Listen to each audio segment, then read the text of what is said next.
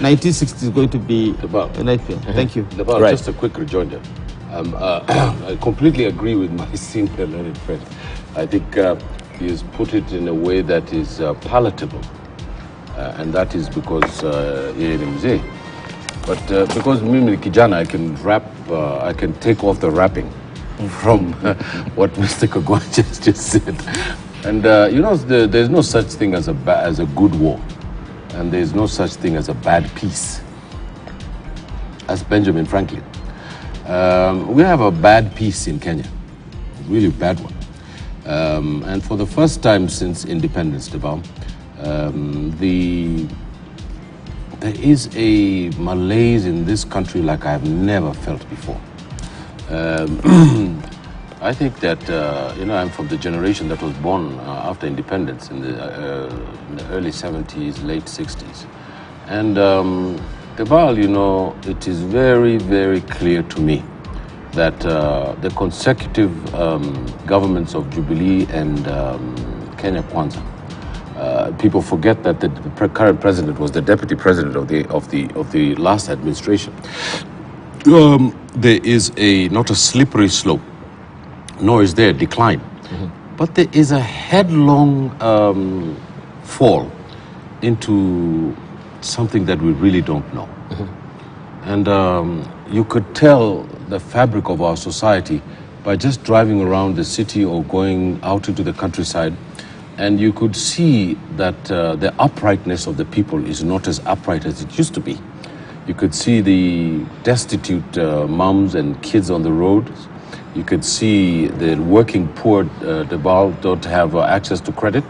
You could see single mothers, which is an epidemic in this country, and people don't like to talk about it. Single mothers with children is an epidemic in this country. The family system, Debal, is really shaking in its boots. And something very critical that my senior learned has brought up is the middle class. The middle class is the engine of our society. It is nearly everything. If the middle class stands in this country, all of us, it's going to pull all of us. It's not the manufacturing people who are going to do it. It's not the traders who are going to do it. It's the middle class. They are the vanguard, if I can use a very old word, of our society. And Debal, something is happening to our country, and we ought to speak about it and speak about it plainly. As far as public policy is concerned, it's this tax on the housing. And Debal, you could see how misguided this policy is. Right. And there is nothing wrong with a government making a mistake. Okay.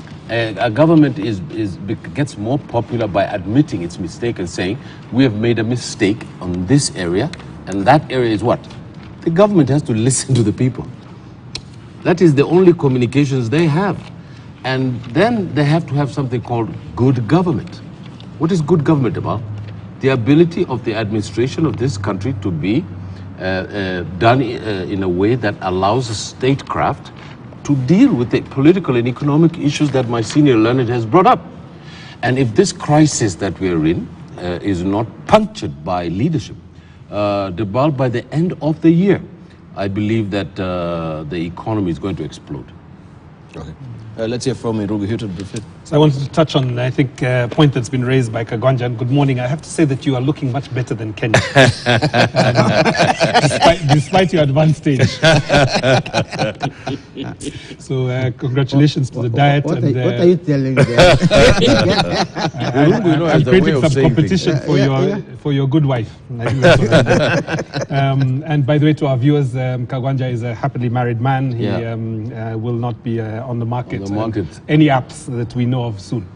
Well, let me come back to this issue. But why are you holding brief for him? He can say that for himself. Let him contradict me.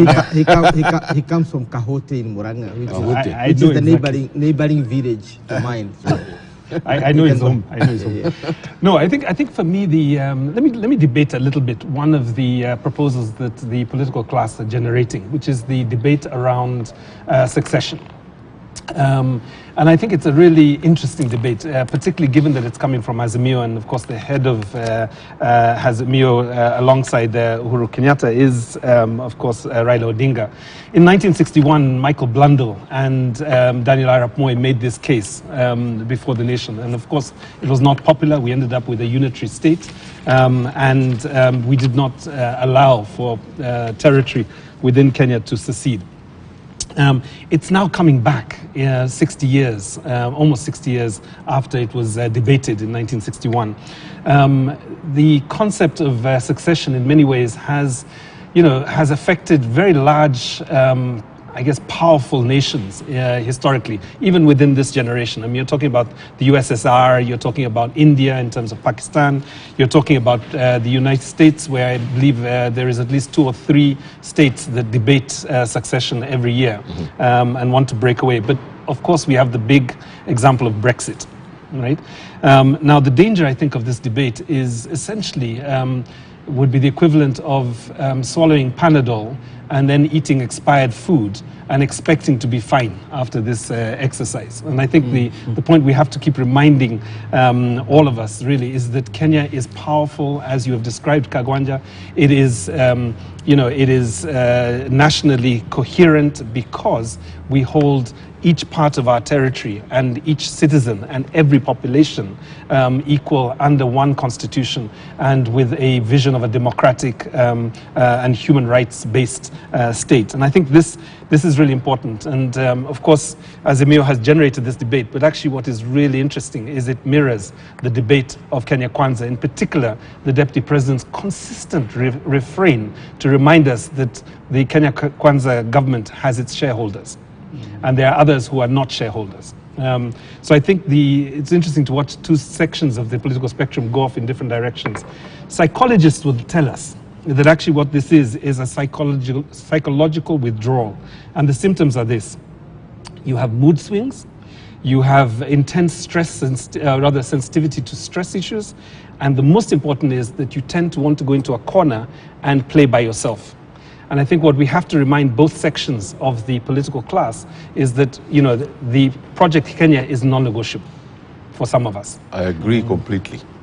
Right, just a moment. Let's hear from Dr. Kanenja on the issue for secession as well. And where he wants Kahoti to be. Oh, no, because we were speaking at Kenya at 60, and just was hoping to add something to that. I think still secession is Kenya at 60. The debate, yes. So we can put it under that ambit as well. Yeah, I think Kenya, in certain respects, has done well. So far, is the undisputed economic and thought leader in the region. Is used as a bellwether state when it comes to democracy and openness on the continent, not just in sub-Saharan Africa, and has been pretty influential on the international stage. It's only that sometimes we are a 400 horsepower country that operates at 100 horsepower, and we've yet to realize our full potential. Now, sentiments about secession, they're informed by what I call apathy. There was a lot of hope, in the Project Kenya, and I do agree with Irungu. To some of us, that is not negotiable. It must stand. But I think progressively, when we fail to deliver to our citizens, there is a sense that they don't belong.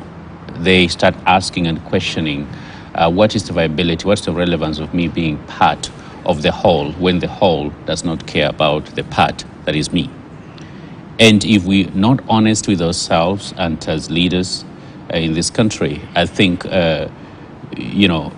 it is sometimes not so far off to find that we may provoke citizens into taking actions that probably were unimaginable. Who thought that January 6th in the United States would happen? But it did. And not just that, for those people who are familiar, you have lots of militias, guarding the local state houses and stuff like that, and openly. And that's a recipe for disaster.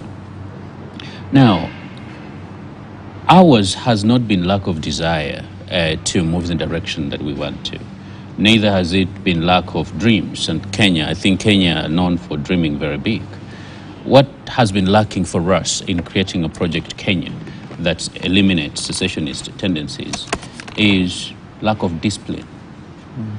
Lack of discipline. And I don't like sometimes when we keep talking about Singapore. That's a wrong example for us to use. Absolutely. Number one, Singapore is 700 square kilometers, exactly the size of Nairobi. Exactly the size of Nairobi. That is a very small place. Kenya is 584,000 square kilometers. You can't even compare.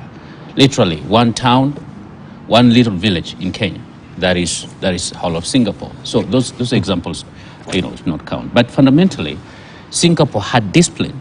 In 1986 BBC series, Mazrui talked about appetites that and was trying to castigate actually Africans. And we borrowed Western appetites for good things without borrowing the Western discipline to produce those good things, to make it work. And fundamentally, that has been lacking. And after, as a democracy, 5 years, Kenyans go to the market. They've been complaining about how poorly their donkey has been performing on the race course, and they still buy the donkey, and somehow they expect it's going to be a horse for the next 5 years.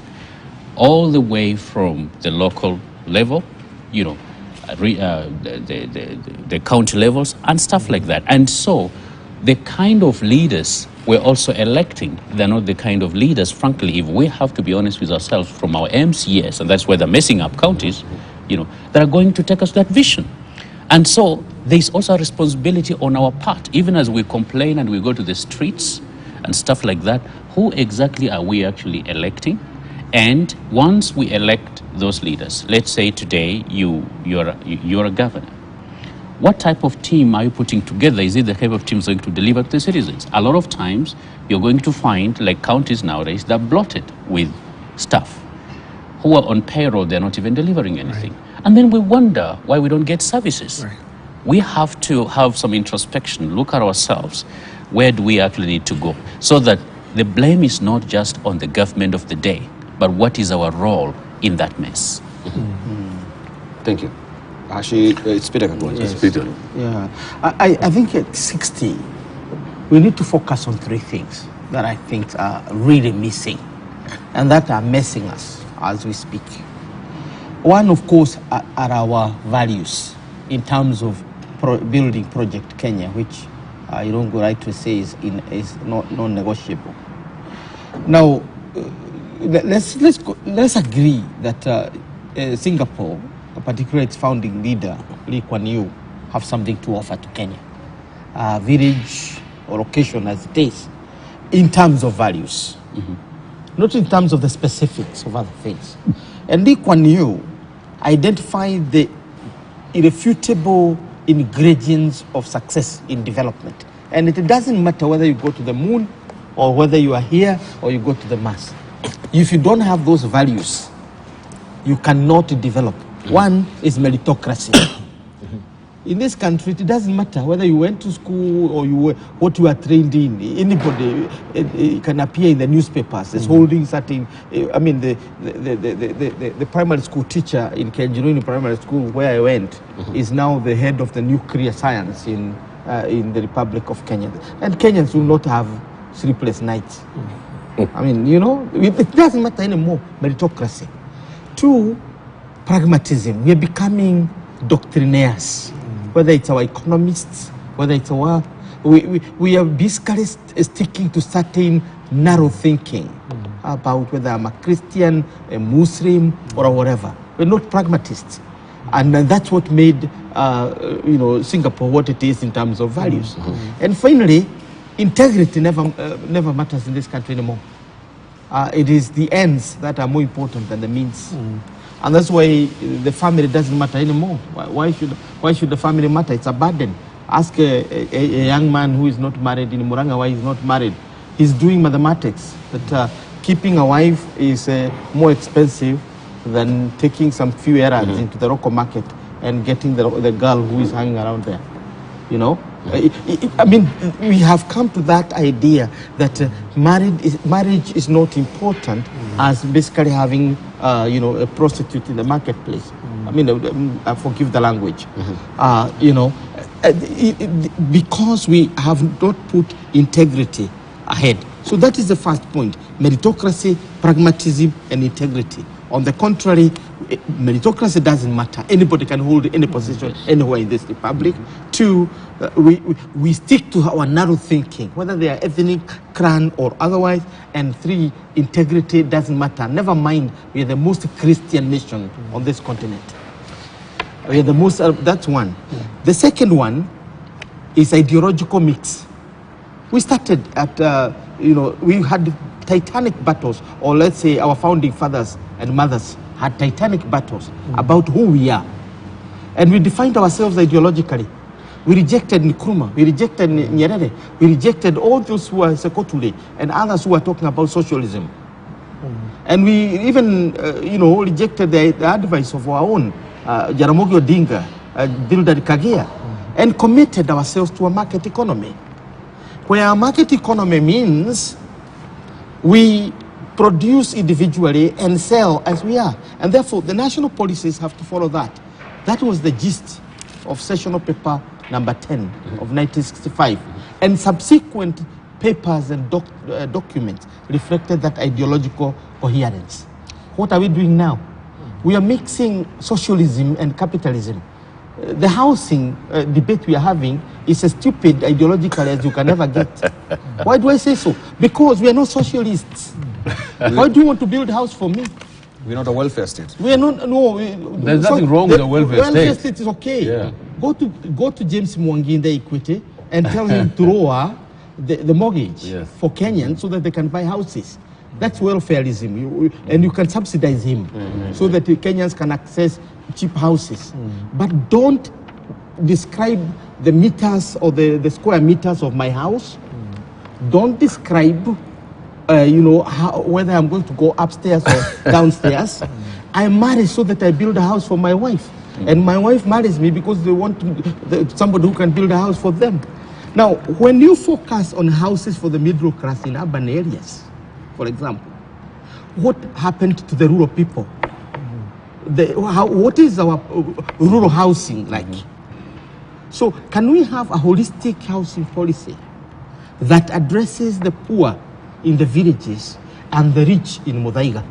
Because that's coherent. But why are we there? Why have we boxed ourselves to this corner? Because we have not been true to our ideological foundations, the ones that were left to us by our founding fathers. I want to conclude by saying that I look around this country, and forgive me because I'm one of the few historians from Mount Kenya. I may be the other one. I'm not sure. You left us long time ago. University of London, University of Dar es Salaam. We can debate. I'm not a professor. That's your history. Your present is different. Finished. Now, so I look around and I cannot see a Kenyan. In terms of the personality, Kwame Nkrumah and Ofoe Boinyi and Seda Sego were talking about the African personality. Who is a Kenyan except eating ugali in nyama choma? Who are we in terms of our character? Why have we found ourselves there? Because we have no political education about who Kenya is. That's why a Kenyan want to leave. Secessionism is all about not being able to identify yourself with an entity. So we're going to get a lot of these problems about people seceding. Why? We don't give a premium to political education. Why is that? Because our political parties have the shortest, mortality rate. If Jubilee was born in 2013, and in 2023, we are now taking it to Langata. Wow. That's where it is headed. Now, PNU, the same. Before it, we had NAC, which lasted for 4 years and died. So our political parties are simply, special purpose vehicles. And political parties, if you look at Tanzania, if you look at China, if you look at America, if you look at Britain, are the vehicles of political education. They are the ones that produces a citizen. Wow. A citizen is produced by political parties. Yeah. So in this country, therefore, we are literally losing the soul of Kenya. And if we lose the soul of Kenya, then we cannot have Kenya. So at 60, we risk losing our soul as a nation. I want to address three things quickly. Yes. And Langata is full. It's full. And I just want to address, I couldn't agree with my senior learned more and my colleague Mr. Kangaja and Mr. Irungu here on my right. Oscar Wilde, probably one of the great novelists of the modern period, said that we often forgive our criminals, but we never forgive our dreamers. My senior learned is talking about how we have never forgiven a group of people who dreamt up this idea that it's possible for us, after years of exploitation by the international system, to stand up, form our nation states and form our regions, form our continent, and move on in the modern world. Debal, there is no such thing as Asian values. The idea that the Asian miracle, the idea that the Asian miracle in which a group of countries, about 10 of them, emerged in the Pacific Rim to be important economic and political global players in the world, and at the same time started worse off than Kenya. Every country in the Pacific Rim started off worse than Kenya. The Malaysian government came to Kenya, into the University of Nairobi here at the ITB, the International Development School, to take the blueprint of Kenya's development and go and use it in Malaysia. It's a fact. In fact, they had a meeting with Tom Boyer at his office here. I have like to read minutes of meetings of countries. If you do that research, you kind of find out what the hell is going on in the world. And in Singapore and in all the Pacific Rim countries, in the Koreas, you name it, the countries are now part of the world's development model. But how did they get there?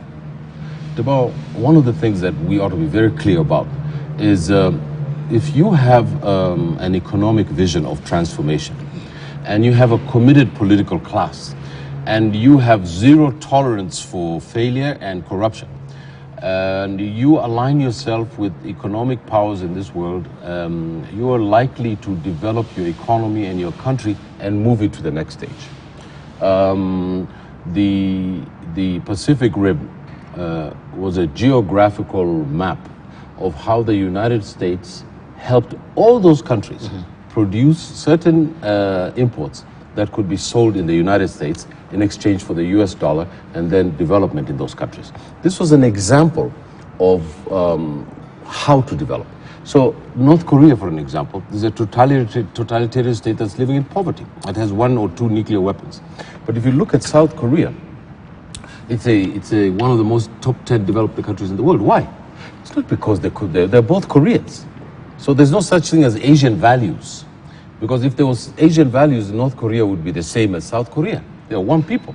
So what is it? It's the direct intervention of the Western world and its economic levers and a certain prescription for the South Korean government to follow. There was one time in South Korea where there's something called chaebols. These are corporate groups, massive corporate groups. The chairman